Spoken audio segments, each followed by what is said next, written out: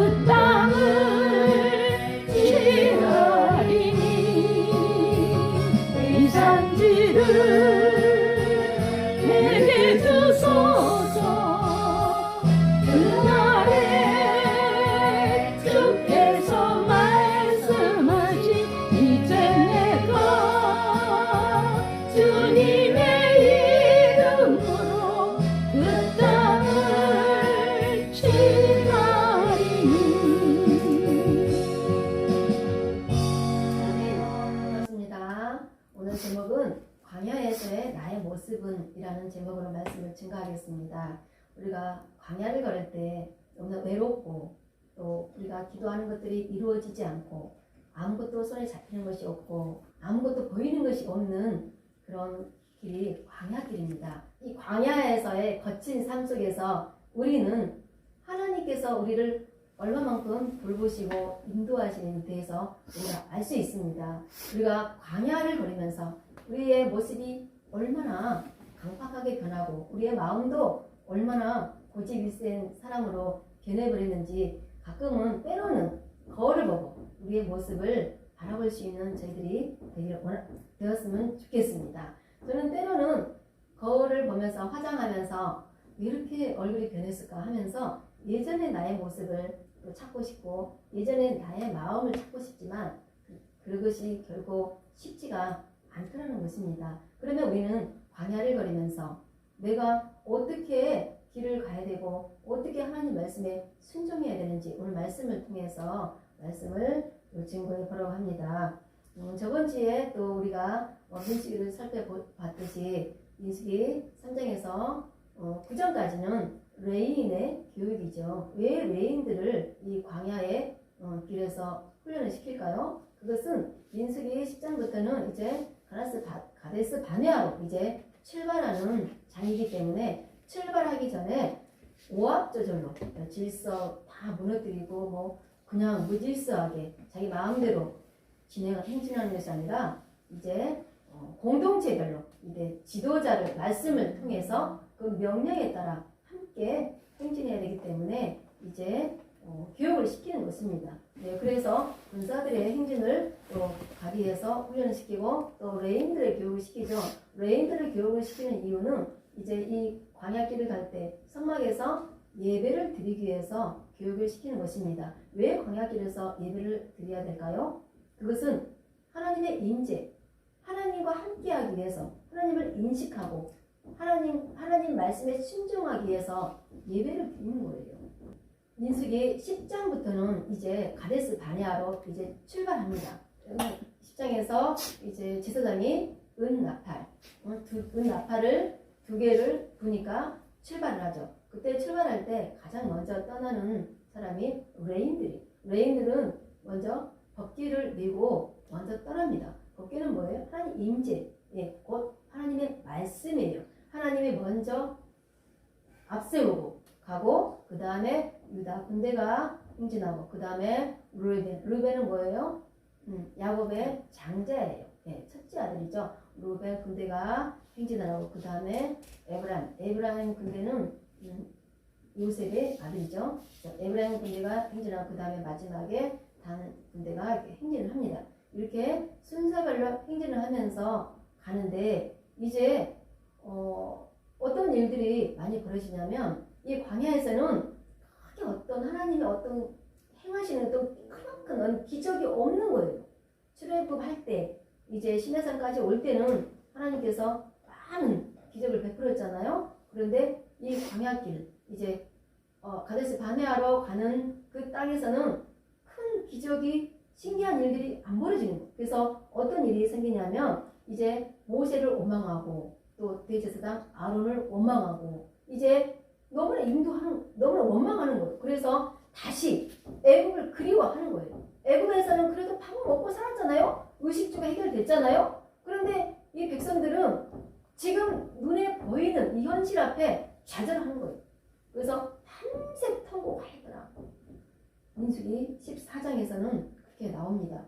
얼마나 고통스럽으면 그 백성들이 하나님께 울부짖으면서 통곡을 하였을까요? 그것은 곧 하나님을 신뢰하지 못했기 때문에 통곡하고 좌절하고 원망하고 불평하고 그런 거예요. 그래서 끝내 그 지도자들을 배반한다는 것은 뭐예요? 하나님을 배반한다는 거 마찬가지거든요. 그때 민수기 시대 때는 모세와 대상 아론의 그 명령에 따르지 않으면 모두가 죽을 수밖에 없는 그런 상황이었었어요. 그런데 하나님께서 원망불평하는 이들에게 이제 모두 다 쓸어버리겠다. 이렇게 저주의 말씀을 내리십니다. 그때 대상 아론과 모세는 참 엎드립니다. 그래서 중보기도를 합니다. 하나님, 이들을 하나님께서 다 쓸어버리면 어찌합니까? 그러면 애굽에 있는 그 백성들이 하나님을 알지 못하는 이방의 그 나라 사람들이 하나님을 뭐라고 생각하겠습니까?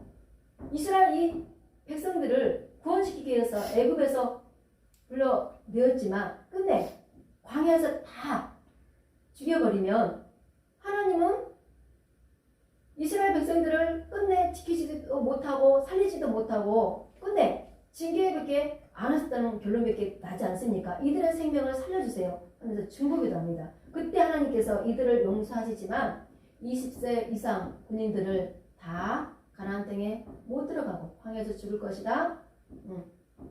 여호수아와 갈렙만 믿음 있는 자만 들어갈 것이다. 이렇게 예언을 합니다. 사실 그렇습니다. 이 광야길을 가면서 많은 사람들이 원망불평을 하면서 민수기 14장에서 20장까지는 거의 38년 세월 동안 집체를 해요. 그 집체를 하면서 수많은 사람들이 죽어갑니다. 하루에도 100명이 넘는 백성들이 죽어가고 자식들이 죽어가고 남편이 죽어가고 이 가족들이 죽어가고 원망하고 불평하고 울고 토곡하는 그런 장이 민수기 10장에서 20장까지 이 38년 동안 집체를 하는 거예요. 금방 갈 수 있는 이 거리를. 그래서 하나님께서 이들에게 원하는 것은 적과 꿀이 이르는 그 땅에 들어가서 하나님 나라의 통치함을 받고 하나님께 함께하는 것을 원하지만 백성들이 원하는 것은 뭐예요? 의식주예요. 눈에 보이는 어떤 기적이에요. 그래서 우리가 하나님 믿을 때 어떤 큰 이적, 기적 그런 것만 쫓아다니면 안 돼요. 왜 법궤가 먼저 갔습니까? 그건 하나님 율법, 하나님 말씀, 하나님 임재예요. 하나님 따라 가야 된단 말이에요. 하나님은 언제나 날마다 어떤 이적, 기적, 표적을 보여주면서 내가 하나님이다 이렇게 증거하지 않습니다. 그럴 때도 있지만 이제 신앙이 어릴 때는 보여주기도 하고 들려주기도 합니다. 하지만 신앙이 성숙할 때는 아무것도 보이지 않고 아무것도 들리지 않고 느낄 수도 없고 볼 수도 없는 그런 하나님을 믿고 따라갈 수 있도록 우리를 훈련시킵니다. 그것이 곧 뭐냐면 믿음의 훈련이에요. 이 광야에서 살아남으려면 오직 뭐예요? 믿음과 순종뿐입니다. 그래서 믿음과 순종의 훈련을 우리에게 시키는데 이 민수기 14장에서 20장까지도 믿음과 순종의 훈련입니다. 원망 불평의 죄가 얼마나 큰지 하나님께서 보여주죠. 12명의 정탐꾼을 이제 보내는데 12명의 정탐꾼 중에서 여호수아와 갈렙만 이제 정탐해보니까 그 땅은 너무나 좋은 땅이다. 너무나 아름다운 땅이다. 그러면서 하나님 우리가 예비해 놓은 그 땅을 우리가 들어가야 된다. 이렇게 긍정의 눈으로 바라보면서 백성들에게 옷을 찢으면서 얘기를 합니다. 왜 옷을 찢으면서 얘기했을까요? 그 수많은 백성들과 정탐꾼 10명은 부정적인 생각을 했거든요. 우리는 결코 그들의 땅에 들어가지 못한다. 그렇게 부정적인 생각을 한 거예요. 이미 가나안 땅은 다 농사짓고 다 열매 맺고 풍성한 땅인데 다 주인들이 있는 거예요. 그리고 다른 족속들이 많이 있는 거예요. 가나안 7족속이 있죠. 그래서 그 족속들을 이기고 그들을 그 땅을 정복해서 우리 땅으로 갖기에는 너무 힘든 일이에요. 그래서 지뢰, 겁을 먹고 이제 우리는 갈 수 없다. 그렇게 생각을 하죠. 하지만 여호수아와 갈렙은 믿음의 눈으로 그 땅을 바라본 거예요. 믿음의 눈으로 그 땅에 우리는 갈 수 있다. 그들은 우리의 밥이다. 그렇게 생각을 한 거예요. 그래서 우리가 여기서 느껴야 할 것은 우리가 가는 길이 때로는 보이지 않습니다. 어떻게 확실하게 눈에 보이는 것도 없고 손에 잡히는 것도 없습니다. 하나님께서 예비해 놓은 그 길 가운데 어떠한 일이 벌어질지 우리도 알지 못하고 우리가 그 길을 통과했을 때 하나님께서 어떠한 일을 하실지 우리는 알지 못합니다. 하지만 이 광야길을 걷는 것처럼 우리도 지금 이 순간 우리도 하나님의 예비하신 그 땅을 걸을 때 아무것도 보이지 않지만 우리는 가야 돼요. 네. 갈 때 우리는 어떻게 가야 됩니까? 찬양하며 기도하며 가야 되는 것이에요. 그리고 말씀을 순종하며 우리는 가야 되는 거예요. 공동체, 어떤 조직체, 지도자를 향하여서 하나님 주시는 그 말씀 순종하며 가는 것입니다. 우리가 원망불평하며 38년 동안 가데스 바네아에서 지체하면서 수많은 백성들이 죽어가는 것은 불순종했기 때문입니다. 우리가 가정에서도 믿음의 사람 단 한 명 있으면 그 가정이 살아나요.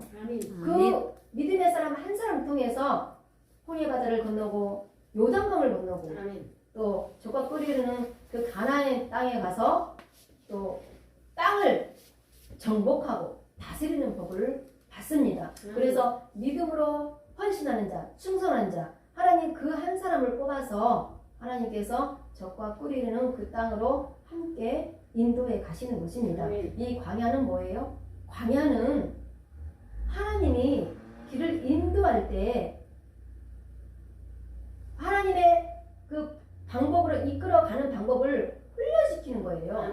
먼저 첫 번째로 법궤에 가죠. 법궤 위에를 보면 하나님의 영광이 이렇게 머물러요.